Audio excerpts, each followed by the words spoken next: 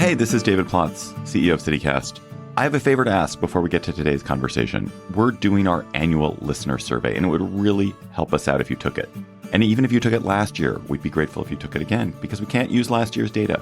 Please go to citycast.fm/survey to take the survey. It's only 7 minutes long, we know, because we timed it. That's citycast.fm/survey. And when you take the survey, you'll also be eligible to win a $250 Visa gift card and CityCast swag, that great CityCast swag. citycast.fm/survey. Today on CityCast Austin, it's the Friday News Roundup. I'm here today with Hey Austin newsletter editor Kelsey Bradshaw and executive producer Eva Ruth Moravec to dish on some news that caught our attention this week. We're going to talk about the presidential inauguration, Austin rental prices, and what we're doing this weekend.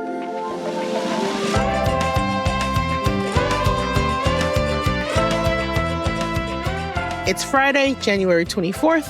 I'm Nikki Devon, and this is what Austin's talking about.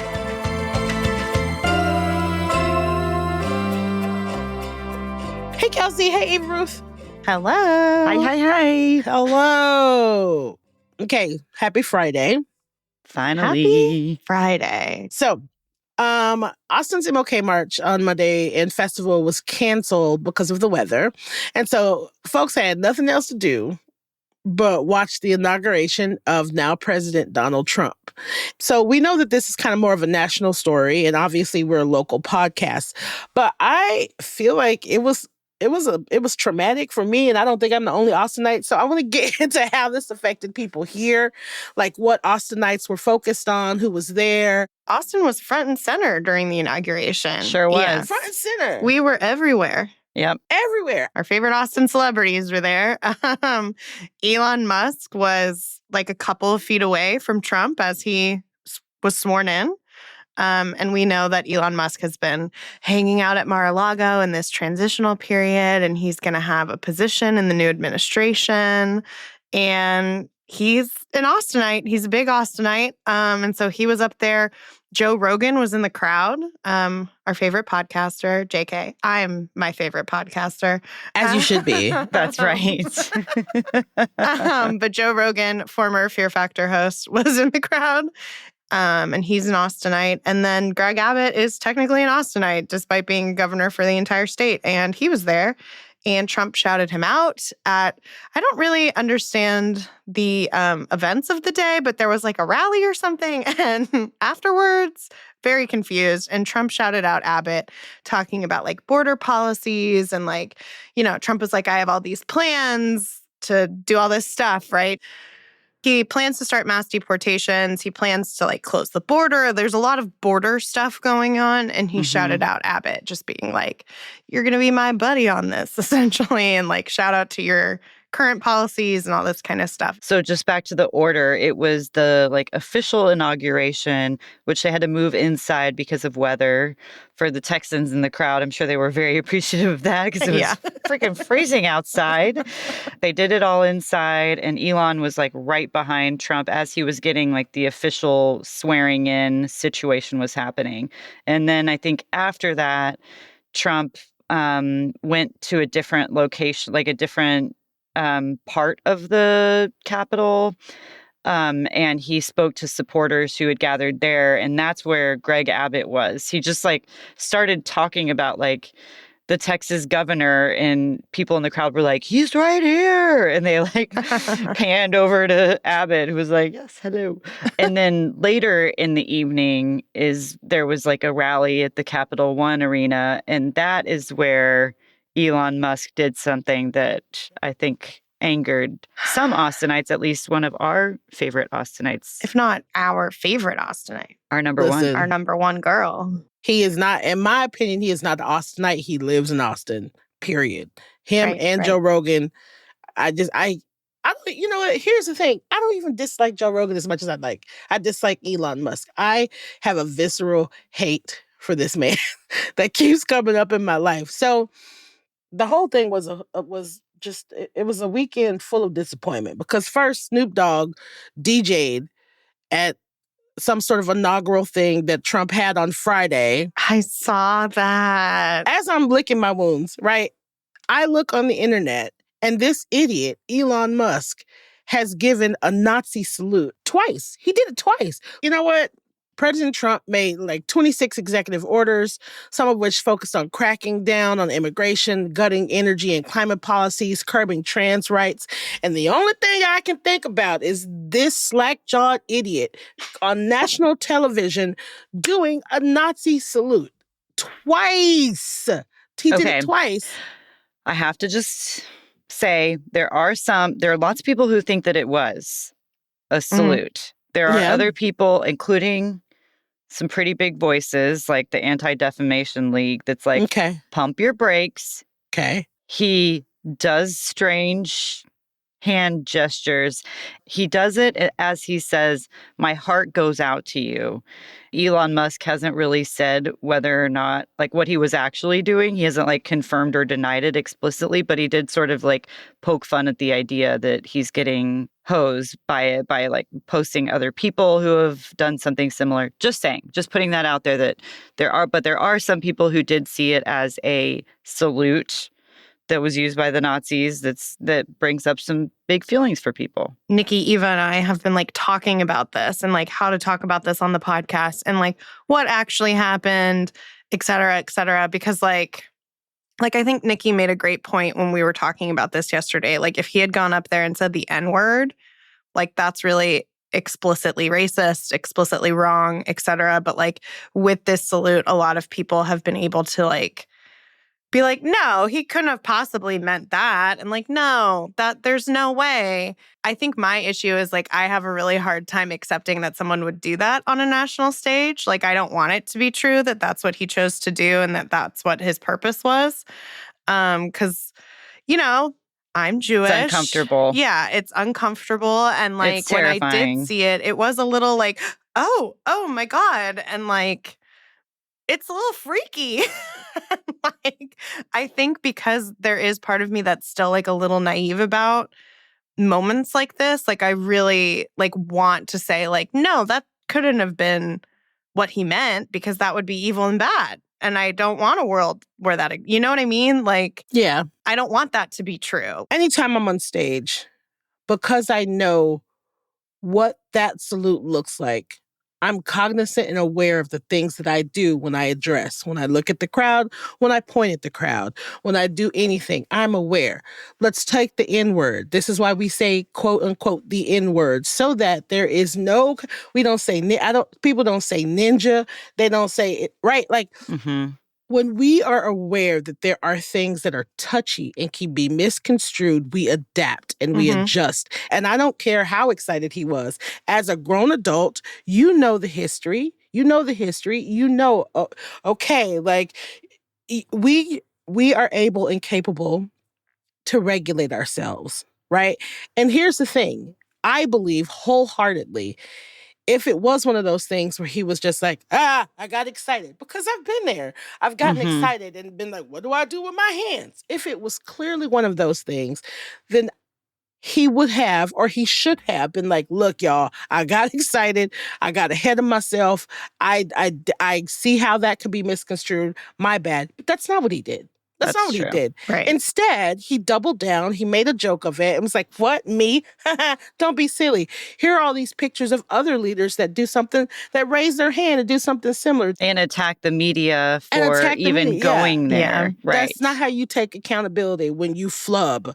And if it really is a flub, you take accountability. And you can, and I'm saying you can do it in your own tongue in cheek. Like, okay, y'all are ridiculous. I clearly made a mistake. I was excited. I did something silly with my hand twice because I did it the first time, turned around and did it again. It's one thing if it's a flub, you do it one time and you're like, oh shit, I'm excited. But then to turn around and do it again, I'm sorry, I don't buy it. I think it goes back to this idea that he can do whatever he wants. And every opportunity he has, he is testing. He's testing, he's pushing to see how far he can go. And like, only second to him doing it are the people in the audience like, yay! Oh my God, this is amazing. And in scary parts of the internet who were like, we're back. Exactly, because that is where you have a responsibility, bro. You have a responsibility. And if you gave a shit, then you would immediately distance yourself from any kind of any kind of like connection to that history. That is such a good point. Yeah. If you gave a shit, you would immediately be like, no. Right. No. I was excited. I'm sorry. Well, and it is weird, like, if someone has accused you of doing something a literal Nazi would do, that your first reaction isn't to go, oh my God, no, I'm so sorry. I don't want to be known as a Nazi. That's a really interesting. I have not. I've just been sitting here being like, there's no way that happened. No. I think it's also like acceptance of my opinion. I should be able to say my opinion no matter what, anytime, any place. I don't care who I hurt because it's how I feel. And there's something weird going on with that sort of like prioritizing my thoughts over anyone else's feelings. And I don't think that should be like Republican or Democrat. I don't understand why that seems like it has been like sort of politicized. Right. But I don't know. I did look for like local reaction to this whole thing, what Elon Musk did, just to see what they were saying. And there really wasn't a lot. I did see like Lieutenant Governor Dan Patrick, he was in D.C. for the inauguration with Greg Abbott and Ken Paxton as well. And Patrick had visited with Elon Musk like before the inauguration, and he posted a picture of him with Elon saying like how, glad he was that he's a Texan. But it was before the whole speech. So it just seems like everybody's kind of like, oh, what are we doing here? Or like, maybe if we ignore it. Yeah. So I don't know. We'll just be watching. Yeah, I'm with you, Eva Ruth. I'm keeping my eye on them. The next couple of months. My hope is that, he'll puff his chest out for the next couple of months and then tire himself out and then just go back into being, I don't know, what other stuff. So that's my hope. My hope is that we'll see some change. We'll see some change. Some good change, not terrible, unhinged change.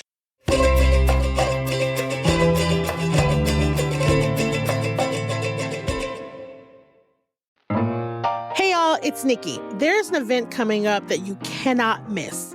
Many of you know that I love bourbon, but I also love classical music. So I'm super excited about the Bronfman and Bourbon event happening January 24th at the treasured national landmark, The Mansion on West Campus. Bronfman, who is internationally recognized as one of today's most acclaimed and admired pianists, is performing a solo recital that will include works by Mozart, Debussy, and Tchaikovsky.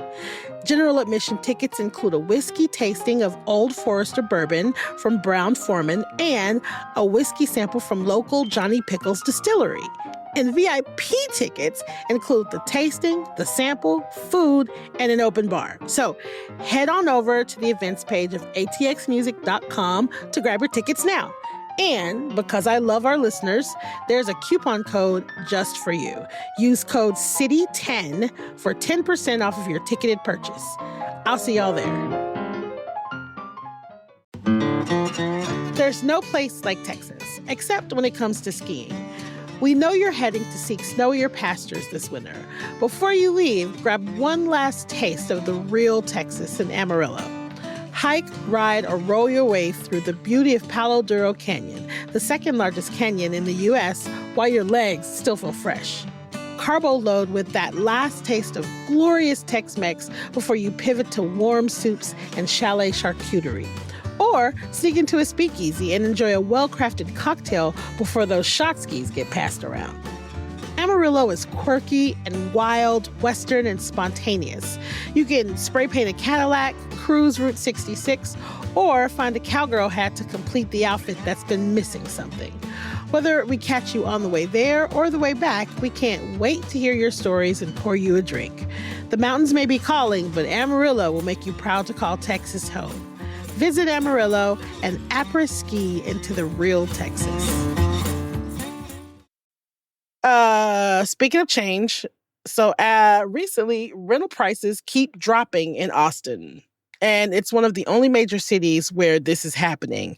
And so we got to go back a little bit, back to the pandemic. I know everybody grab your plushie and strap in because we don't like to go back. So during the pandemic, rent prices went crazy high because so many people were moving into town. And to meet that crazy high demand, of course, developers here started building apartments. As you can all see, they're everywhere. It takes a while to develop apartments. There's all this permitting, and then there's the actual construction. So apartments permitted years ago are just now opening. So we got a bunch of supply. And as we learned from the city demographer not too long ago, not as much demand. So, because not as many people are moving here. So, rents haven't gone down quite, they haven't gone down to equal up how high they went, but they dropped in almost every part of town last year, according to some data that Zillow just released in December. So over the 19 months, rents have gone down, down, down. Average rent for all types of rental units in Austin was $16.45 as of December, which I don't know about y'all, that does not sound low to me. Oh, I'm literally preparing to be okay, so. But Austin rent still sits about 17% above pre-pandemic levels. So we ain't gone down that far. Mm-hmm. Half of Austin Round Rock renters still spend more than 30% of their income on rent and utilities. Mm-hmm. And almost a quarter of households put at least half of their income towards rent and utilities. Mm-hmm. This household specifically. Listen, I hear what they're saying about rent going down, but it's not down enough. The rent is still too damn high. It's still too damn high. Yeah. No, literally, I moved during the pandemic. So I had a roommate, and our apartment was, I think it was $1,400, and we split it, obviously. And so my rent was $700 something, and I lived over by Zilker. Very fun, whatever. Wow. Moved during the pandemic to live by myself over on East Old Torf. And I got a shitty little apartment for, I think the rent was $880. And I was all right. And that was because of the pandemic. And then the following year, they raised my rent, I want to say $200, $250. And I was this is a very terrible, crappy apartment. Yeah. And I was why are you raising this? And they were well, it's just the market, blah, blah, blah. And so it kept going up. I finally moved. I pay $1,400, which is my ancestors, they would faint at this number, right? When I tell my parents this, they're oh, that's more than our mortgage was. It is a crazy amount to pay. Listen. Y'all, when I moved out from, I lived with my sister for years when the pandemic started. I got ready to move out during the pandemic. I saw the prices. I was oh, no, you ain't got it like that. You can't do it. I moved in with my friend Sarah. So then I find out about the smart housing program. So it's affordable housing as long as you fall under a certain MFI and all that good stuff. And you can, there are all these apartment complexes in the city that take part in smart housing. So I was perfect. This will get me some cheap rent. And at the time I was in the 80% MFI. So I'm okay, I'll get some cheap rent. Honey, when they hit me with $1,294 for cheap rent and my apartment, don't get me wrong, I love my apartment, but it is 599 square feet. I love my apartment building. So when I first moved here, it was $1,290 something. Plus I have to pay to park my car in the garage. I have to pay for that every month too. And it has gone up steadily. Jail. It has gone up steadily. My affordable unit has gone up steadily since I got here. It's going to go up again. And and now my affordable unit, Kelsey, is $1,485 or something like that. Affordable unit. in heavy Whoa. quotation marks. Listen, So I don't even believe in jail, really, but those people should be jailed. Listen, and I love my complex. I love my complex. It's in the middle of the city. I love my complex. But also, I'm like, this is affordable. If this is affordable, what are normal people paying? Yeah. And on top of that, like, every time I tell someone that owns a house what my rent is, they're like, girl, you know my mortgage is only $1,500 or my Seriously. mortgage is only $1,700. And I'm just like, oh, God. Yeah, like, but it's it's still the hurdle to get to home ownership. Like you don't have, because if you're paying $1,400 in rent, how are you saving anything? Right. Like, I'm not. so one thing this tells me is it's really not like that they needed, because I always thought I always think like landlords are very practical people. They're like, I need this much money to pay my increased taxes and blah, blah, blah. And this, I think it's interesting when you see the supply and demand like actually playing out, because you're like, no, you needed that much in rent because, like you said, Kelsey, that's what the market was.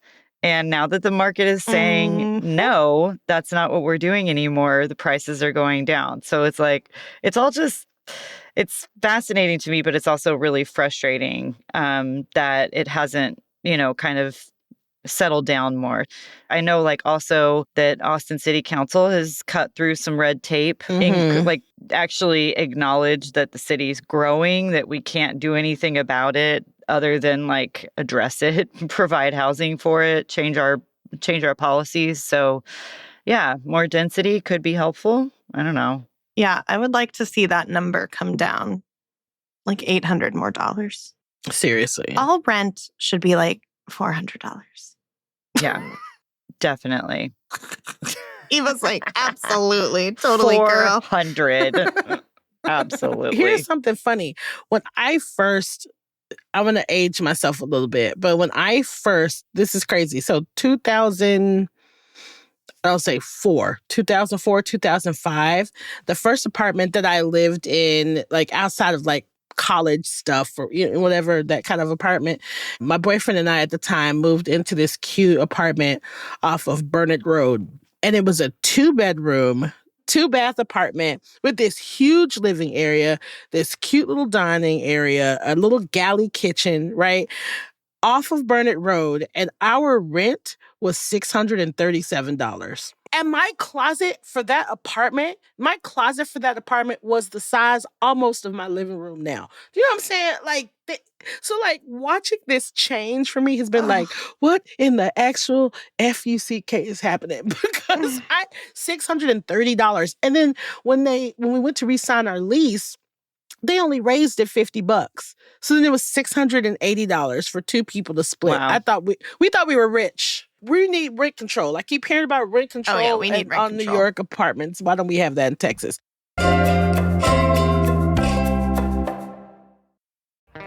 Hey y'all, it's Nikki. I have to tell you about Tecovas boots. I finally have a pair, and I don't know if y'all know this, but they're handmade, high quality, and stylish. And they're comfortable right outside of the box. Now, I know we buy everything online these days, but trust me, you have to get fitted for some boots at Tecovas. Now, whether you're like me, a newbie to boots, or you have a closet full of them, the folks at Tecovas will help you find your next favorite pair. So, grab a friend, head on over to the Tecovas flagship on South Congress or their store at the Domain. Plus, good news, they just opened a store in Georgetown at 709 Main Street for those of you that live just a little further north. With 3 locations in town, you have no excuses. So, that's tecovas.com, TECOVAS.com. Don't go gently, y'all. Do you plan your vacations based on whether you can speak the local language? With Babbel, language no longer has to be the barrier. I'm David Plotz, the CEO of CityCast, and I went to Mexico City a couple of years ago with my girlfriend, who's a native Spanish speaker. So I just let her do all the talking, like all of it. I adored the city, and now I'm going to go back in a couple of months, but with my college roommates, who are a bunch of middle-aged men, none of us Spanish speakers. When I was younger, I might not have been bold enough to do that, but now I'm not anxious because Babbel has me covered. Thanks to Babbel, I know how to order a taxi, how to give directions, how to order in a restaurant, all the small, and useful bits of language that make international travel easier. Babbel's quick 10-minute lessons, handcrafted by over 200 language experts, get you to begin speaking your new language in 3 weeks or whatever pace you choose. And because conversing is the key to really understanding each other in a new language, Babbel is designed using practical, real-world conversations, especially the sort you need while traveling. Food, how to get places. Babbel's tips and tools are inspired by the real-life stuff you actually need when communicating. With a focus on conversation, you'll be ready to talk wherever you go. So I hope I'll see you in Mexico in a couple of months. Or, as we say, espero verte en Mexico en un par de meses. So let's get more of you talking in a new language. Babbel is gifting CityCast listeners 60% off subscriptions at babbel.com/CityCast. Get up to 60% off at babbel.com/CityCast. Spelled BABBEL.com/CityCast. Babbel.com/CityCast. Rules and restrictions may apply. Other than talking and getting us derailed, what y'all doing this weekend? I have a really good one.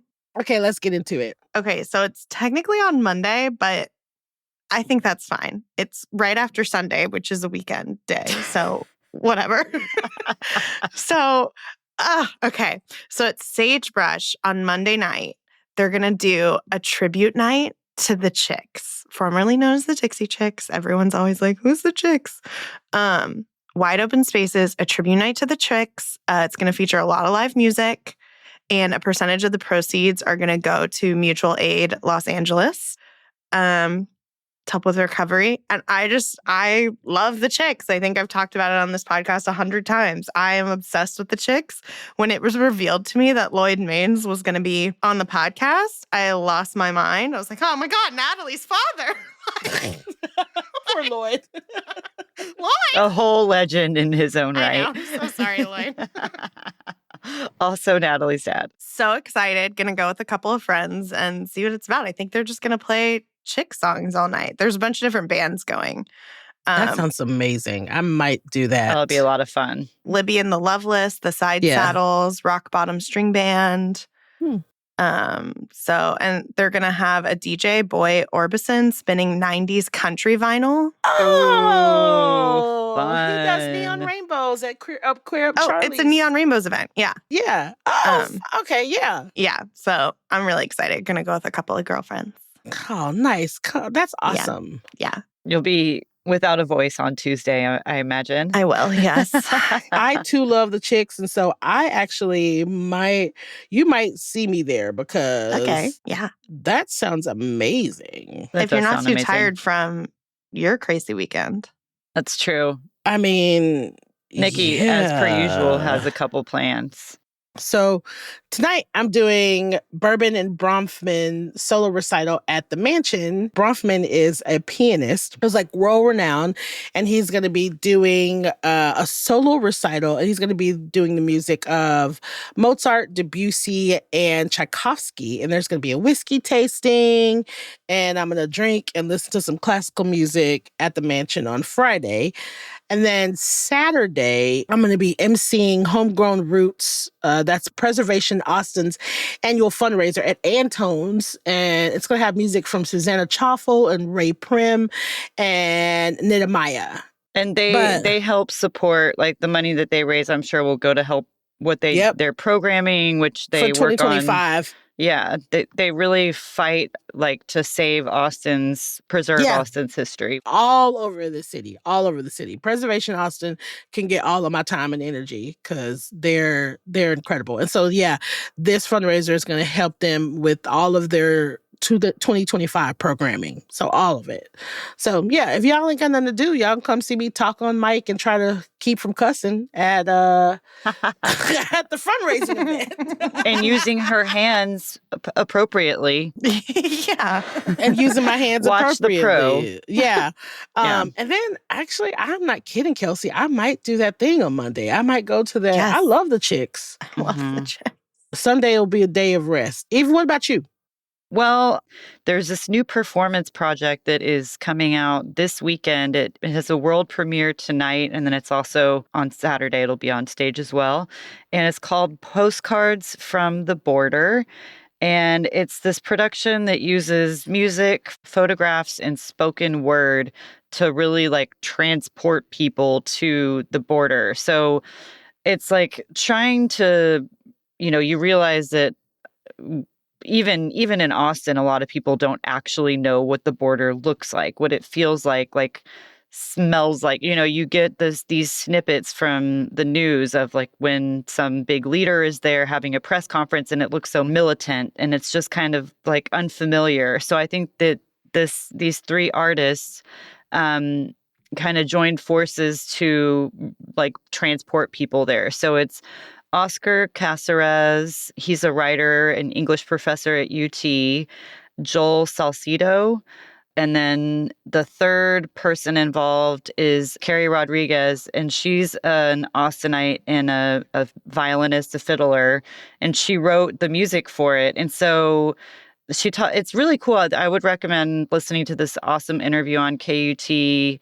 Kind of tells you how it came about, but it should be really immersive and original. And, you hear a lot about border. We're hearing more about it now with immigration raids on the horizon and like the, asylum process just stopping. And so I want to check it out, and I hope other people do too. That sounds awesome. It sounds really cool. Yeah. Yeah. And like very Austin. Yeah. Is Carrie Rodriguez the wonderful musician that works with, that Alex Marrero works with? Yeah. Oh my gosh. Yeah. Yeah. That sounds amazing. I like that a lot. Yeah. Okay, maybe I will be doing other stuff. Yeah, you don't have enough going on. Okay, so before we leave today, we wanted to make sure that we did a quick RIP to Cecile Richards. She was 67. She had glioblastoma, an aggressive form of brain cancer. Cecile was the head of Planned Parenthood for 12 years. She fought against abortion restrictions in Texas and beyond, and she worked on her mother's gubernatorial campaign in 1990. Her mother was Ann Richards, and Ann Richards died of esophageal cancer at 73. She was the governor of Texas. In 2021, Cecile warned that the U.S. Supreme Court's inaction on Texas's restrictive abortion law could signal the end of judicial checks and balances on the issue. And after the court overturned Roe v. Wade in 2022, she continued to speak out. This is at the Democratic National Convention in August, saying, quote, "One day our children and grandchildren may ask us, when it was all on the line, what did you do? The only acceptable answer is everything we could." So Cecile Richards, just RIP to an absolute legend. Yeah. An incredible person, incredible woman, trailblazer. I remember hearing her at the Wendy Davis filibuster all those years ago and just being so incredibly impressed and fired up. And she was one of the first people to even really get me kind of going about politics and getting involved in politics. And so, yeah, she was a force.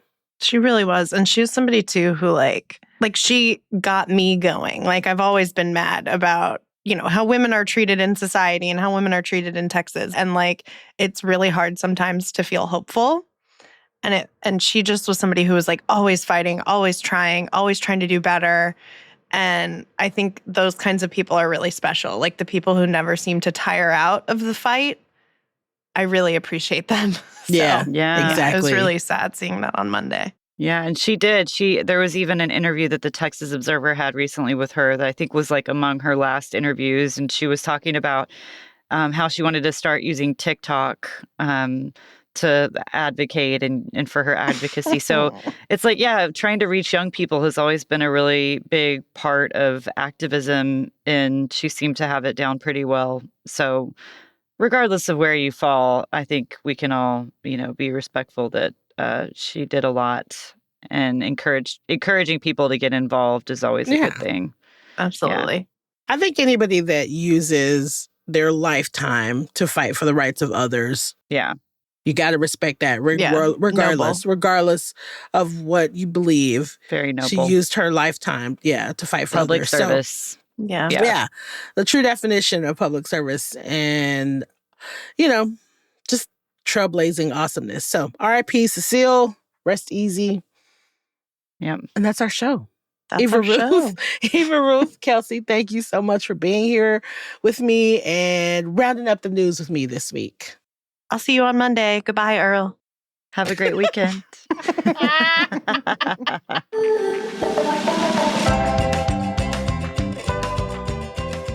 That's all for today here on CityCast Austin. Our executive producer is Eva Ruth Moravec. Our producers this week are Rishi Bajekal, Elizabeth Kama, and Francisco Kilgore.